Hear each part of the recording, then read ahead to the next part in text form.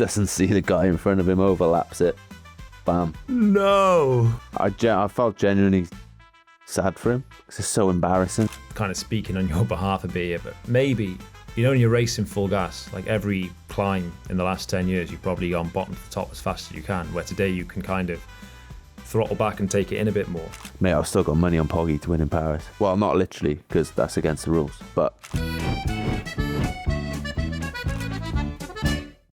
What's occurring, but?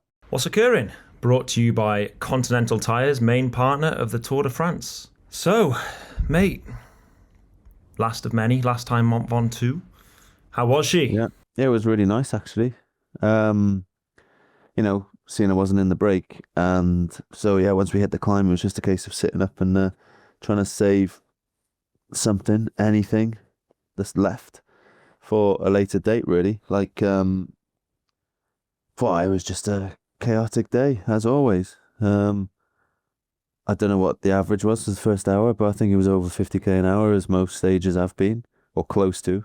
And yeah, we were jumping around trying to go on the break and stuff, and then it looked at one point like there was just those three guys, and kind of settled down, and a bit of a pee stop, and then we were just like, oh, looks like that's it, but just stay attentive. And then, I don't know, 10 minutes later, see Schmidt and Plappy moving up along the side of the peloton. I was like, oh, boys, watch out, Jaco might do something. And then 30 seconds later, they go, and it's all kicking off. UAE bring them back, but then that just starts all again then, Yeah, I was around there and had gone with something, and then, you've just been with a move and you're kind of drifting back, and then another wave's coming, and you don't really want to jump straight away because you're a bit gassed anyway. So I was waiting, and I was like, I'm pretty sure I didn't see any of our boys there. And then I got a bit blocked in, and then you could see this big group going, and I was like, boys, do you have anyone there? And then you just praying that someone's there. And then it's just silence. And then Connor comes on the radio, no, we've got no one there. So I was like, oh, bollocks. I was like, I'm the closest to the front as well, so might as well chase. Suck it up. Yeah, so start riding with FDJ guy, this Russo guy. And yeah, I was basically like, right, I just need to close this, or get it as close as possible, and then hope that one of the boys, Timon or Carlos, had moved up into a decent enough position to then go, and that's what happened. Timon, Connor did a good job getting him up. Timon jumped across, and then that was it then. Carlos, our capture, we call it. I think I've said before, but our feedback on the stage said he probably had legs to go, which he probably should have. But yeah, he didn't, and just Timon went in there, and at least we had someone there. And then Timon it wasn't his day really, but he committed to it. He got there, and it is what it is then, isn't it? But I've absolutely no idea what actually happened in front, in the break or the peloton from Ventoux onwards, really. But it sounds like Pog and Jonas got pretty close in the end. Well, I watched every single kilometre because I was in TNT Eurosport. I'm not sure what it's called now. TNT, I think. Commentating. So first day in the studio. So well, actually commentating, or just like a pundit thing afterwards? So you do the breakaway pundit thing before and after, and then commentating during the stage. You kind of do it on stints, so they give you kilometres. Earn your money there, mate. Yeah, man. It's not. You've got to graft when you retire, mate. It's not like the good old days getting massages. He says that in his robe. I did 50k earlier on, and then I think I did 25k later on. You just get given sections, but yeah, it was just a mad day, like you said, with that breakaway, and then three guys, and then all hell broke loose again. And the story of the race, mate. Just expect the unexpected, Mate, it's been mad. But also, when them three guys went, I was commentating just around there, and I was thinking, this can't be it. There's too many teams in that peloton not happy. But it did shut down for a while, didn't it? A good 10 minutes or so, which normally means that's it, but yeah. Then I think, did Jaco miss the move in the end as well? No, I think they missed it in the end, yeah. Because it would have been a perfect breakaway for Plappy, Yeah. Oh, Plappy so did you hear about his crash in the neutral, Plappy? No, go on. So I was next to him and just chatting, whatever. And then we get onto this road, and there's these three Aussie guys and budgie smugglers and big Aussie flags running alongside. He's like, Oh, mate, I don't even know these guys. Oh, it's awesome. Yeah, mate, how you going? Oh, yeah, yeah. You know, full on Plappy style. You know, so he's looking across the road, waving like, oh, mega, mate. Oh, you legends, mate. Doesn't see the guy in front of him, overlaps it. Bam. Goes down. No. Takes Lewis Askey with him as well. And I looked back and I was like, oh, man. Like, I felt genuinely sad for him because it's so embarrassing, that sort of crash, you know?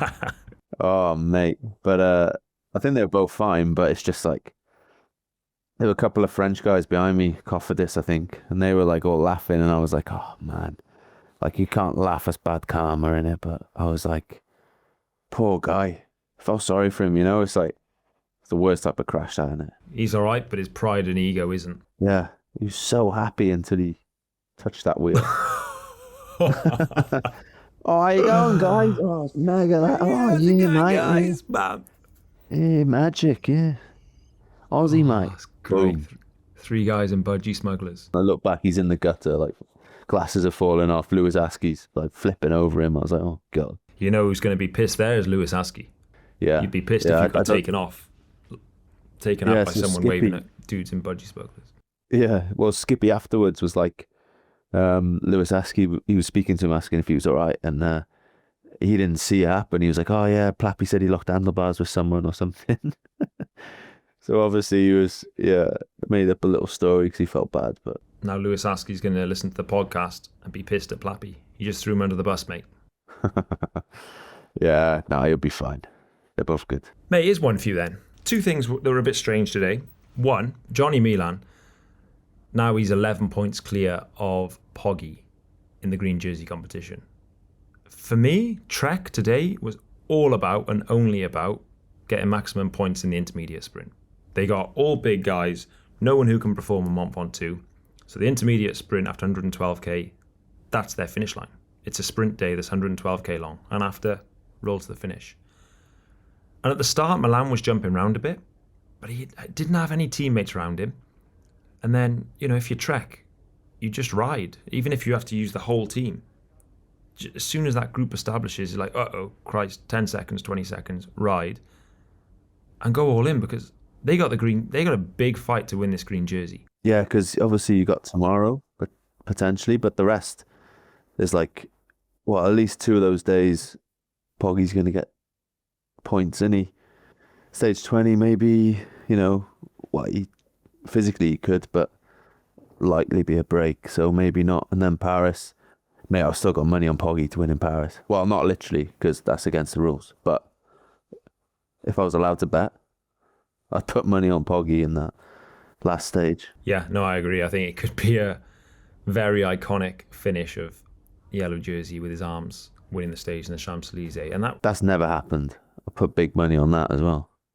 Couldn't have. You're betting a lot, aren't you, G? You're betting a lot. That's 2 bets in 60 seconds. 30 seconds, yeah. Because it was that TT one there, we spoke about this in the last pod, with Le Monde and Fignon.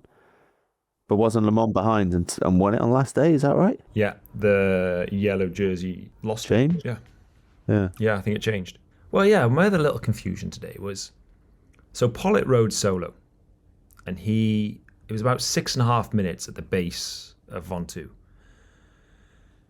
So either they make a decision, they want to go for the stage, or they don't want to go for the stage. That break's established. Go for the stage or don't go for the stage. If you want to go for the stage, it needs to be clearly less than 6.5 minutes, because they were 30 odd seconds behind. So, 4 or 5 minutes at the base of Ventoux. Or they don't want the stage, in which case give them 15 minutes. Give them 10 minutes, give them 12 minutes. And also, if they, just thinking tactically, if they held it at the worst time check, because if they'd have given it any more than 6 minutes, guaranteed UnoX would have come and ridden straight away. Because Ben Healy had already jumped Carlos. You guys aren't going to ride to protect 9th. But we've already seen the days previous that UnoX will ride to protect 8th, understandably. So they kept it at a stupid time gap. Let it go to 8, UnoX come straight away. Or you boys, like, where's Carl now? Is he 7th then, is he? 7th. Probably if you let it go, yeah, probably Decathlon boys would have ridden as well. First UnoX and maybe after Decathlon. But they just kept it at a stupid time gap. Not close enough to win the stage, and not far enough to pressure other teams to ride. It was just no man's land. Yeah, for sure. I don't think they really. Well, know what they're doing is a bit strong, but Pollitt. Geraint Thomas says UAE have no fucking clue what they're doing. Cycling news, eat your hearts out. But DS is in that team don't exactly have to be like switched on all the time, do they? Not when you got Pog. He just does what he wants. But I think like with Pollitt though, like he just rides hard all the time, doesn't he? Even like he sits up and still finishes like in front of me when I'm going easy, and I'm thinking, geez, if there's anyone that needs to go easy, it's him. He's riding on the front again tomorrow. But I would say straight away for sure, as soon as if that had gone to 7-8, Uno X 100%, probably Decathlon. You know, when you get to that top 10 with 5 days to go, 6 days to go, every position. Yeah, it is a funny one, that. But what happened in for the win anyway? It was Healy and this waistband, right? Going for the win.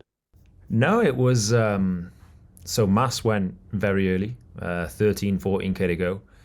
He went away from the break of 7, which quickly reduced down. And then it was Timon and Alaphilippe behind. And at one point it was Mas a minute ahead of the group of, who was there? Ben Healy, Buitrago, Waistband, Van Wilder come back with a K to go out of nowhere. But Ben Healy was a little bit caught between a rock and a hard place. You could tell he wanted to keep the momentum going, keep the pace going for his GC position. Like now he's 9th in GC, but then also had the stage of his back of his mind. So he was stuck between. He had two objectives. What call would you make there? You're in the car behind. What you tell him to do? All for the stage, mate. Yeah. All for the stage. 9th and 10th. You know, not a lot of difference. Stage win in the Tour de France, Mont Ventoux. Highly, highly, highly significant. I said, play the game, play for the stage. If you jump a place in GC, great. If you don't, doesn't matter. Yeah, because at the end of the day, you race up it tactically or you time trial up it, like, I don't know, how much quicker you're going to go anyway, you know? Like, probably if you are stronger, you're going to get the gap anyway in 2 days' time when it finishes on Col de Loos. Yeah. No, I agree. Yeah. So then, how did Waistband win it then? So they were together with a K to go, and Van Wilder come back. He'd obviously paced his effort really well. He came up with a K to go and just kept the momentum going because the gap was sub 1 minute at that point, back to Poggy and Vinny. And then Ben Healy maybe hit out slightly early. I think he was a bit nervous with the sprint of Buitrago, who's notoriously quite fast. And then he led it into the right-hander. He was still leading. And mano a mano, Waistband rolled him on the last little kicker there. Yeah, impressive. So how many were in the group then? Like 4 of them by the end? With Van Wilder? 4. Yeah. Hang on, let me get this right. Little sprint finish then. Van Wilder, Waistband, Buitrago, Ben Healy. Who am I missing?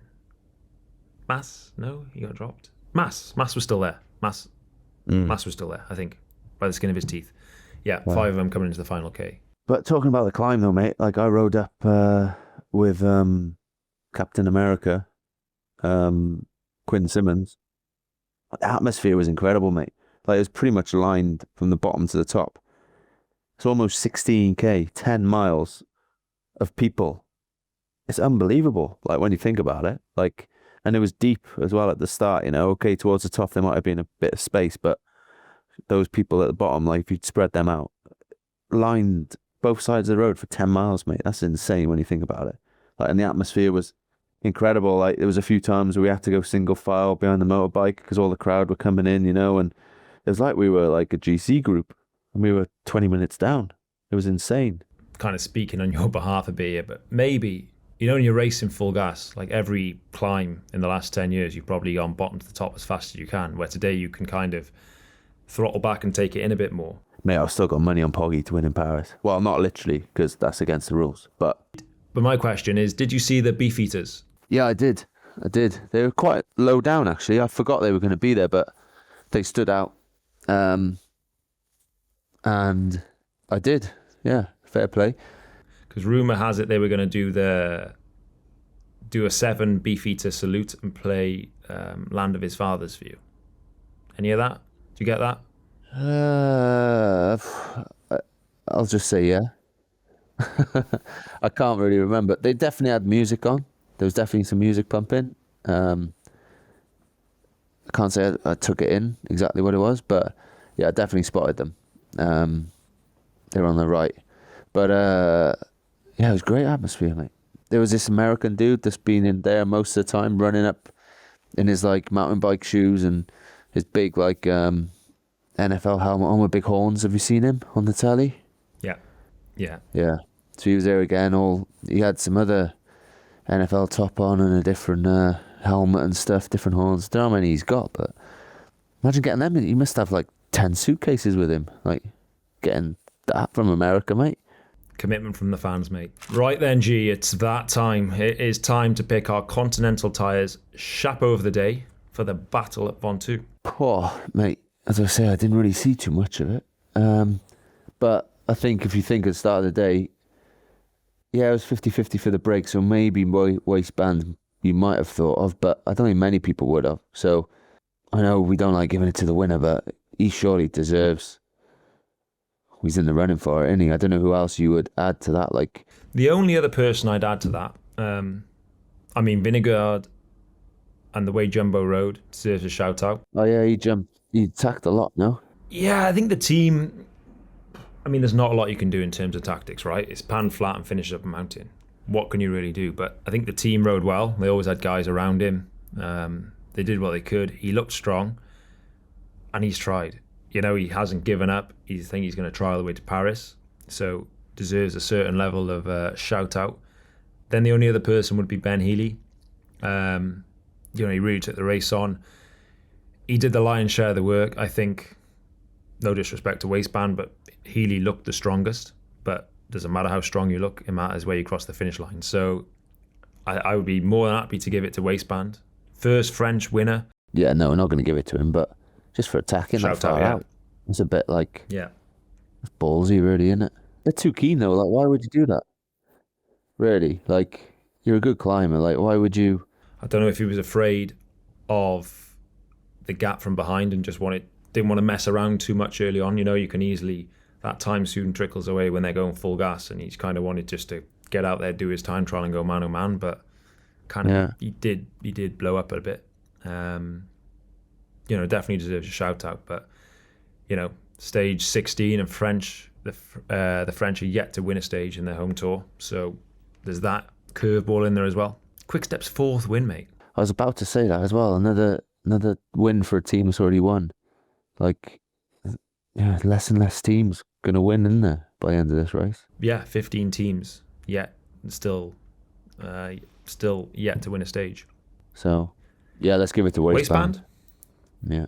Chapeau, son. A few questions for you, mate. We'll rattle through a few of these and then we'll have a quick chat about tomorrow. How's the mood in camp and how are you feeling? These are questions sent in from people.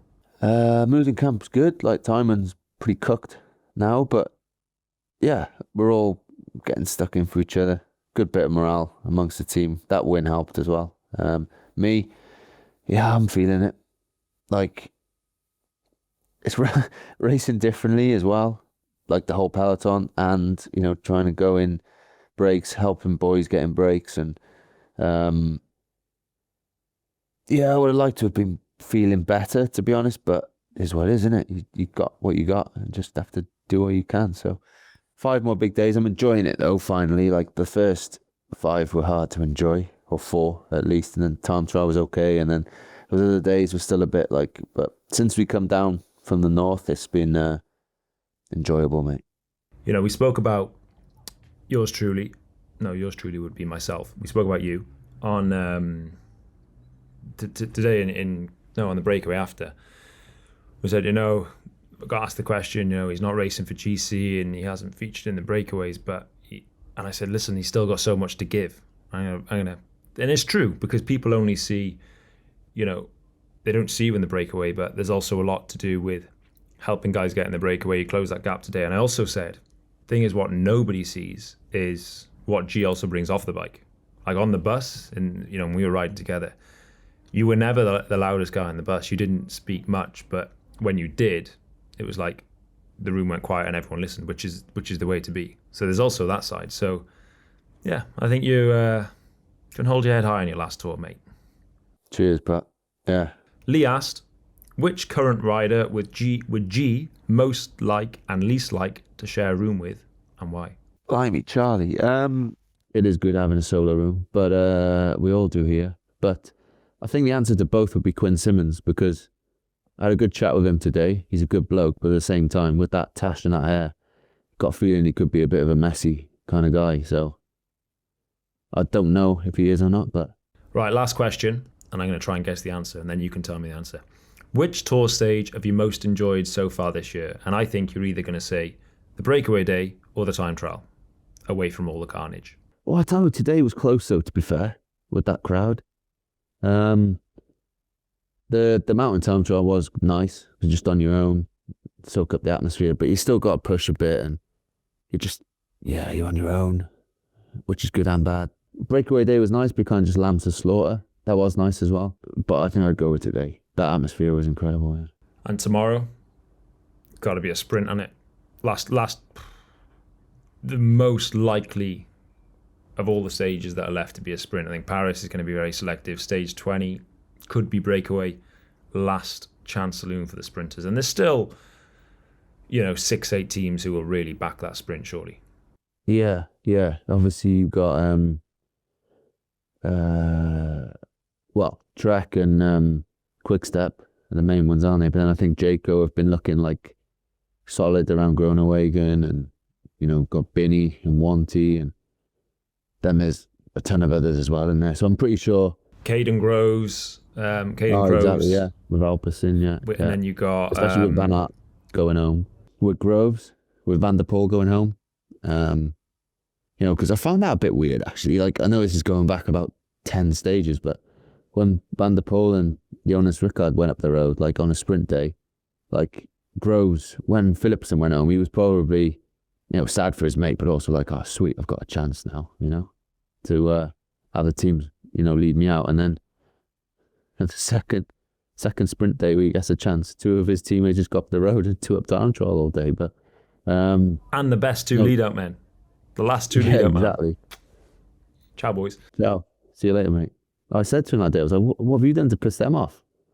He was just laughing and just said that was the plan, whatever. So, but yeah, there's plenty of guys in there, and I'm pretty sure they're all going to be on the front tomorrow. They're going to be like, right, you've all had your fun for 16 days, attacking each other for 2 hours, 100k an hour in 2 hours most of the time, like 100k, sorry, in 2 hours. But we're sprinting today. I can see that sort of, putting their foot down there. So, although, as this race has taught me, expect the unexpected, mate. Like, who knows, really? But I think 99% of the peloton are hopeful for a relatively normal, stress-free day with a sprint at the end. But then, if the race does open up slightly, there's probably 6 teams who will go, we really want to sprint. The 2 big GC teams will be like, okay, look, we're happy to lock this down. But then there's still a good few teams who go, we hope this turns into a war zone. Like, I guess Ineos included. You're hoping the race opens up and 10 guys can maybe go away and really challenge for the stage. So I would agree, like, they'll try and lock it down, do a run-of-the-mill sprint. But there's a small chance it could, if the attacks get going, there's a small chance it could open up, no? Yeah, I agree, because, generally those teams that you're talking about are not going to be winning in the 2 Alpine stages either, are they? So their opportunities are limited as well. So, mate, it's just going to be carnage again, isn't it? It's just going to be full gas. It's going to be 3 hours just chasing, floating into moves. Have we got a guy there? Yeah, G and Axel are there, and then that comes back, and then another one goes, and you get 2 hours in, and you're like, I hope so. Yeah, give you something to talk about there, but yeah. But if it is a sprint, who's your money on? Merlier. Every time he's there, he wins. I think, Milan won that stage, but Merlier punctured. I think man-o-man, toe-to-toe, if it's a clean race in a sprint, I think Merlier is the fastest. Yeah, no, I agree. Although I want to say someone different, so I don't want to say Milan. But I'm going to have to say Milan, yeah. It's going to be between them two, I think. Yeah, all right then, mate. Well, keep doing what you're doing. Enjoy the last 5 days, and I'll see you in Paris, bud. See you there, For but a What's Occurring special, post-Champs-Élysées. quality. Well, Then maybe a cheeky beer. maybe one or two. All right, but well, Happy days. enjoy tomorrow. Nice one, mate. Catch you later. Good luck. Ciao, ciao. Ta-ra. Ta-ra. Ta-da, ta-da.